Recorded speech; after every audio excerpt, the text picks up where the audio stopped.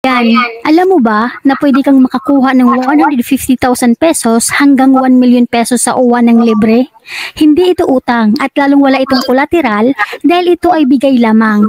Ang tulong puso ay handog sa inyo ng Dole OWA upang matulungan kayong magkaroon ng negosyo para mapanatili na kayo sa Pilipinas kasama inyong mga mahal sa buhay at nang hindi nyo na kailangan pang bumalik ng ibang bansa para magtrabaho. Nabuo ang programang ito noong itinalaga ni Pangulong Rodrigo Roa Duterte si Doc Chi Umandap ng Ako OFW Party List number 10. Isinulong nito ang tulong puso upang mabigyan ng puhunan para sa negosyo ang mga grupo ng OFW, maging kayo man ay active o inactive sa OWA membership. Ang tulong puso livelihood ay isang grant. Libre itong ibigay sa mga gustong magnegosyo. Ayan, so libre ha. Narinig nyo, libre. 150,000 to 1 million kamo ibibigay grant. Okay, hindi po ito utang. Hello guys, this is OFW Pinoy TV Reaction. So meron na naman po tayo gagawa ng reaction nitong video na ito. Tingnan natin kung ito ba'y ano sa atin, okay na okay sa atin itong mga OFW. Okay, libre ha, libre. Sige, tingnan natin kung talagang madali makapag-acquire nitong ano nito, yung tulong puso kamo. Sige, tuloy po natin. Naglalaanan ito ng 500 million pesos. Nabuo ang programang ito dahil sa tugon sa panawagan ng maraming mga dating OFW na hindi malang nakatanggap ng benepisyo mula sa OWA. Marami ng grupo ng OFW ang nakikinabang sa programang ito. Kaya't ginawa ng paraan ng Ako OFW Party List number 10 na ang ganitong mga programa na napapakinabangan ng mga OFW at pamilyang OFW ay gawing maisabatas. At ito'y ganap na isang batas upang kahit na magpalit ng administrasyon ang OWA ay magpapatuloy pa rin ang programang ito para sa pagtulong sa mga OFWs na gusto nang manatili sa Pilipinas. Kaya kung plano mong magtayo ng negosyo at makakuha ng libreng kapital, pakinggan lamang po ninyo itong video dahil paniguradong makakatulong ito sa inyo at nang malaman nyo kung ano libreng kapital ha, libreng kapital. Sige, tuloy. Ano ang mga proseso o mga dokumento na kailangan at kung sino-sino lamang ang karapat-dapat sa programang ito ng Dole OWA. Kaya kung ikaw ay isang dating OFW, undocumented OFW o active OFW na nangangarap magkaroon ng kapital pang negosyo, ito ang video na para sa inyo. Pero bago yan, panoorin muna natin itong ating mga kababayan OFWs na nakatanggap ng 500,000 pesos mula sa Dole OWA matapos mabuo ang grupo at naipasa ang mga dokumento kasama si OWA Administrator Arnel Ignacio. Itong binibigay na pera, hindi ito binibigay para pambayad ng utang. Kasi kadalasan yung mga nag-i-inquire para wow ha, merong nakakuha grupo merong nakakakuha. Iilang grupo kaya ito? Baka naman iilan lang para lang merong maipopost ng ating gobyerno. Hindi pa ako kontra pero sige, titingnan po natin. Bigyan sila ng tulong puso kasi daw may mga problema. Hindi ko aaprubahan yan. Hindi para doon yung 1 million. Yung puhunan, hindi ginagamit sa pambayad ng walang kinalaman sa negosyo. Kakaintindihan? Oo. Ayan, no? Oo, 500,000. Saan kayo sa small OFW? 500,000 no, binigay. Pero tingnan natin. Grupo po ito grupo, hindi po individual. Chapter Association, 500,000 pesos. Galingan nyo galingan nyo. At narito naman ang mga dapat niyong gawin mga kababayan para makakuha kayo ng pera para pangkapital sa inyong mga negosyo na pinaplano. Pakinggan lamang po ang video para magkaroon po kayo ng idea kung paano ito makuha ng libre sa OWA.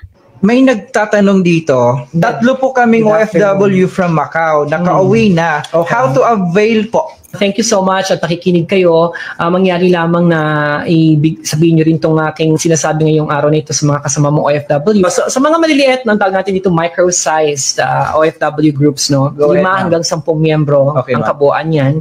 Ang makukuha nyo dyan na tulong ay nasa 150,000 kapag 5 to 10 ka. Sa small size naman, yung 10 to hanggang 15, 10 hanggang 15, nasa 250,000. Yung medium size, pag 16 kayo hanggang 30 yung miyembro ninyo na bubuin sa isang grupo, makakakuha kayo ng kalahating milyon. At kapag 30 naman at higit pa, ang ibibigay natin ay 1 million. Ayan, so balik muna natin, ha? Bigyan natin. Ayan, so narinig nyo. Okay? Para lang makakuha po kayo, libre ka mo ha, makaabil nito ng libre. So kailangan 5 hanggang 10 member para makakuha po kayo ng 150,000. Imagine mo, yung 150,000 magiging negosyo nyo yan. Maliit lang po yan. Sari-sari store lang po yan. Yes po, maliit lang po yan. Tapos 10 kayo, member, para na ito po yung requirement. So para mabigyan kayo, 10 kayo, sari-sari store. Anong papupuntahan ng 150,000? Okay, itong pangalawa, 11 to 15. Para mabigyan kayo ng 250,000, ito okay pa. Pero kung individual ka, kaso 10 to 15 members ang kailangan. Magbubuo ka ng grupo. Ito, 16 to 30 para mabigyan ka ng kalahating milyon katulad kanina yung pinakita. Kailangan minimum of 16 to 30 members. Imagine mo yon. Ikaw pa yung magkikreate ng grupo, hanapin mo pa, tapos sinasuggest pa nila along area mo. Sa tingin mo, doon sa barangay mo, is maraming OFW? Tama ba? Tapos dito sa 31, pataas, kailangan makakakuha ka ng 1 million. 31, saan mo hagilapin mga kapwa mong OFW? Same barangay, same area, di ba? Kung parang malabo ata to, libre ba ito o ano? Parang pakitang tao lang mga idol sa tingin nyo. So i-comment kayo sa baba. Kung ikaw, isang OFW, karamihan ng mga OFW, okay, lalo na sa mga kasambahay, hindi po lahat yan may alam pagdating sa negosyo. Iba nga, hindi pa nga tayo nakapagtapos, di ba? Tapos magninegosyo tayo. Hindi natin alam kung paano natin pagagalawin yan. Imagine mo yon. Sige, tuloy muna natin. Bibigay natin ay 1 million. Yung for example, ma'am, 25, sa isang lugar lang yan ba? O like Salog lang ba lahat or from Catbalogan range na? We suggest, although that's not prohibited naman, we suggest sana na sa isang lugar kung kayo makakabuo ng malaking grupo, doon na kayo kumuha. Kasi kung kukuha pa kayo sa iba, makamahirapan tayong Yan, sinabi ni Madam sa isang lugar. Ngayon, tatanungin ko kayo, yung nakakapanood nitong mga OFW, dun sa area nyo, may kakilala ka bang mga OFW? Baka iilan lang, baka nga hindi mo alam eh. Di ba? Coordinate. Oo. So, for example, ngayon, how quick namin ma-avail yan kung makapag-organize na po kami? Very good question. Hindi naman siya masyadong matagal. Okay. Kailangan lang po, alam mo naman sa gobyerno po, kailangan namin ng Hindi dokumento. matagal po. At nais ko po i-highlight na ito pong tulong na ito ng pangkabuhayan na ibinibigay ng DOLE, OWA, NRCO ay hindi po to utang, hindi po to loan. Ito po ay grant. Ibig sabihin, hindi ba bayan? one-time cash out on our part para Tulong Madam ha, tulong talaga ha. ma-jumpstart yung negosyo ng ating mga OFW. So again, hindi siya Yun loan. sana yung next Hindi siya question. loan, hindi siya pautang ha. Ito talagang bigay ng ating pamahalaan para maging insentibo sa pagtatayo ng kanilang negosyo. Okay? Because it's a grant, dapat kayo sa grupo, papalaguin nyo. At before that, of course, yung tanong mo kanina, gaano ba kabilis? Yes, ma'am. Depende sa inyo. Kung mabilis kayong mag-prepare ng mga documentary requirements, Ayan. Ito na tayo ngayon. Ano yung mga requirements? Makinig po kayo lahat ng mga OFW. Number 1, ayan, accomplish application form. Number 2, registration certificate issued by DOLE, CDE, or SEC. Okay? Number 3, OFW group profile and members. Okay? Profile indicating at least 80% there are OFW members. Okay? Kung ikaw yung magtatayo ng grupo, ito asikasuhin mo ito. Okay, audited financial statement certified by association group, treasurer and auditor when applicable. So asikasuhin mo rin yan. Certification signed by OFW group president. Kung ikaw yung president, indicating the name of duly authorized representative to deal with the concern. Yan. Number 6, affidavit of undertaking by OFW group how to manage and grow the business. Ikaw ba, sanay ka ba magtayo ng business? Ikaw pa magagawa nito. Affidavit. Business proposal and feasibility study with proof of equity of at least 20% comprising of available and or existing capital, asset, bank account. Asset, capital asset, may bank account pa, statement, and other similar proof. So, kailangan mo pa ng proof. para lang mabigyan kayo. Ngayon, ikaw, pakinig ka, OFW, magbabalak ka pa ba maghanap ng grupo, magtayo ng grupo? Eh baka nga doon sa tao lang, hirap ka na. Much more pa dito sa requirements. Ito para sa akin, malabo to. Maganda ang hadikain ng gobyerno natin, pero paano naman maaabel? Parang madali lang sabihin na libre, tulong. Eh dito nga sa requirements parang ayaw nyo ibigay Di ba? Mahirap din magtayo ng grupo. Magnenegosyo kayo by grupo. Sige, go lang. Requirements na hinihingi natin. Of course, alam niyo naman po, pera po ito ng pamahalaan. Kailangan po nating maksiguro na kayo muna na isang grupo ay rehistrado po sa inyong lokal na pamahalaan. No, bukod doon, kailangan magsumikap kayo na makahingi ng tinatawag natin na accreditation sa DOLE. Napakadali naman po nun sapagkat kayo po ay aalalayan naman ng ating mga tao sa OWA. At kung kayo ay SEC-registered kunyari din, naku, yung ang OWA 20K, di ba naalala nyo, pwede tayo makahiram ng 20K o mabigyan ng 20K. Doon pa pala sa requirements na yun, hirap na yung mga OFW sa dami na requirements. Paano pa kaya dito? Government requirements pa. Ay, nako. Mas mapapabilis po yung pagkuha ninyo ng tulong. Kapag iyan po yung mga primary na requirements na hinihingi ng DOLE, OWA, NRCO sa inyo, kapag kayo po ay mabilis ang makakuha niyan, abay mas mabilis po yung pag-release namin ng tulong sa inyo. Ano po yung mga requirements po para ma-avail yung programa ito? Are the other requirements? Basic lang, kailangan OFW kayo, syempre. Yes, ma'am. Yes, hindi ko kayo pwede bigyan ng pera kapag hindi kayo OFW. Kailangan OFW kayo. If in case naman, kayo ay nasa overseas pa, pwede. Sabi ni Madam, basic lang daw dapat OFW. Nakita nyo naman yung kanina requirements. Basic lang OFW. Hindi naman po yung inyong anak na maging representative ninyo sa pagbuo ng grupo or kaya yung anak nyo ay nasa abroad, nanay kayo, pwede rin kayo. Pwede kayong mag-proxy sa kanila. Ito po ang kaisa-isang programa ng OWA na inopen na natin para sa lahat.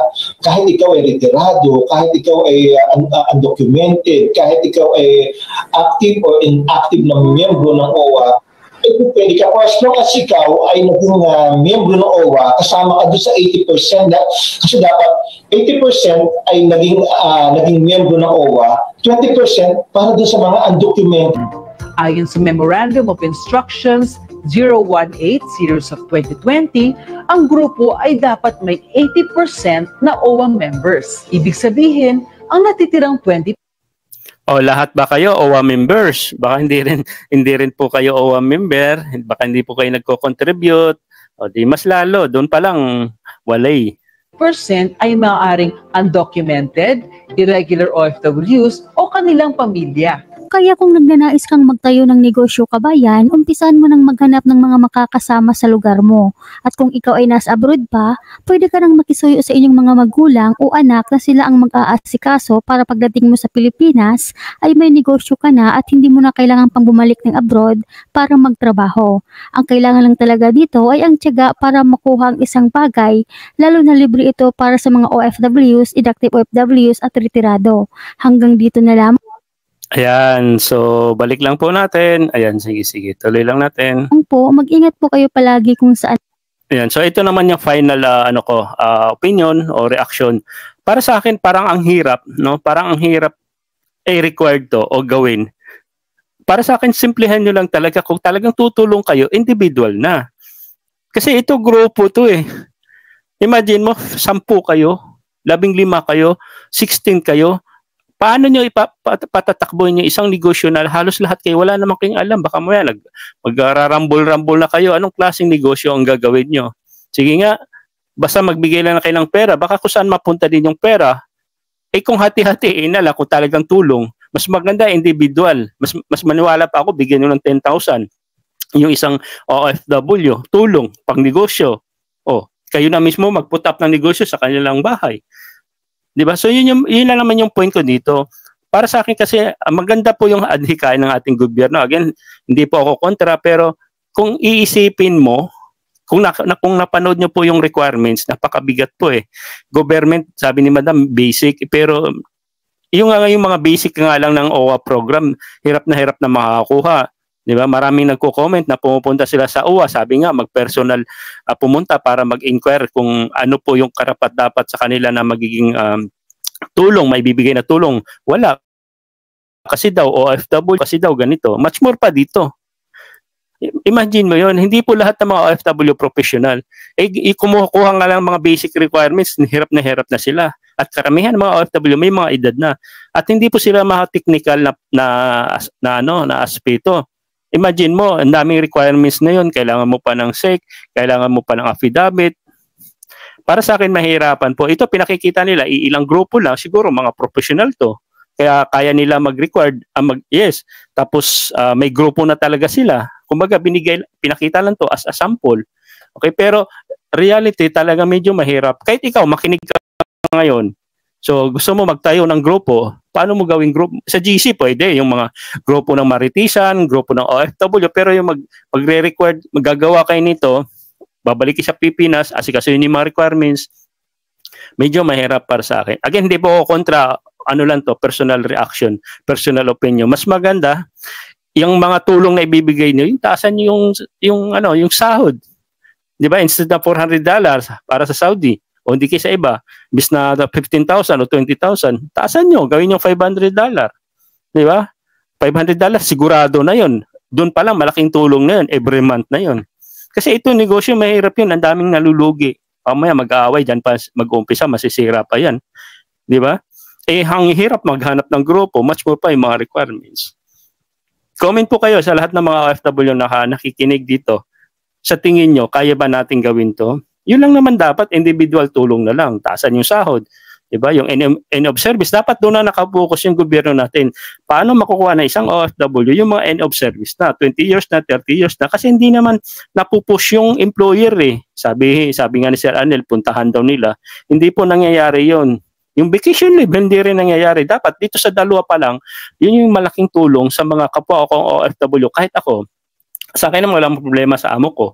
Pero karamihan, mas maganda, dun sila focus paano makukuha yung end of service, vacation leave, na hindi kailangan kausapin yung amo. Dapat may, alam mo yun, hirap na hirap ang mga OFW regarding. Tapos dadagdagan nyo pa ng ganitong programa. Again, hindi po ako kontra, ba mamaya ibabash ako nila si Anel. Pero hindi, reaction ko lang po ito.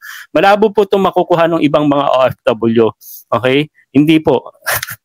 Sa barangay nila, iisa, baka isa lang yung OFW, hindi niya alam yung mga kapitbahay eh. So, para sa akin, medyo mahirap po ito. Kayo na po bahala, kayo na po mag-comment kung ano yung pong nasa opinion nyo. Kung kahit sabihin natin libre, ay sasabihin nyo, wag na lang.